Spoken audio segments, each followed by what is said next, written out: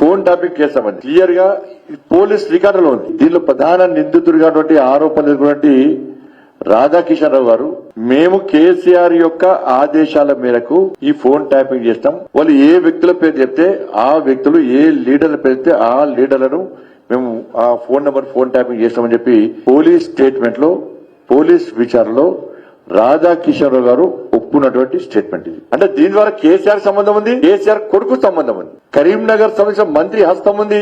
ఆ మంత్రి కూడా కేసీఆర్ కుటుంబానికి సన్నిహిత సంబంధాలున్నాయి, కోట్ల రూపాయలు చేతులు మారినాయి. కేసీఆర్ ఆదేశం మేరకే మేము ఈ విధంగా ఫోన్ ట్యాపింగ్ చేస్తామని చెప్పి ప్రధాన నిందితుడు ఆరోపించినప్పుడు మరి రాష్ట్ర ప్రభుత్వము ఈ విషయంలో ఎందుకు క్రిమినల్ చర్యలు చేపట్టలేదు? కనీసం 41 నోటీస్ ఎందుకు ఇస్తలేదు? ఇవాళ కేసీఆర్ కొడుకుతోని లాలుచిపడి చీకటి ఒప్పందాలు కుదుర్చుకొని ఈ కేసును నీరుగార్చడానికి తీవ్ర ప్రయత్నాలు చేస్తూ వాళ్లకు సలహాలు సూచనలు ఇస్తూ వాళ్ళు ఇచ్చే సూచనలు సలహాలు పాటిస్తూ దాని ప్రధాన నిందితులకు వత్తాసు పలికే ప్రయత్నం కరీంనగర్ సంబంధించిన మంత్రి చేస్తున్న విషయం వాస్తవం.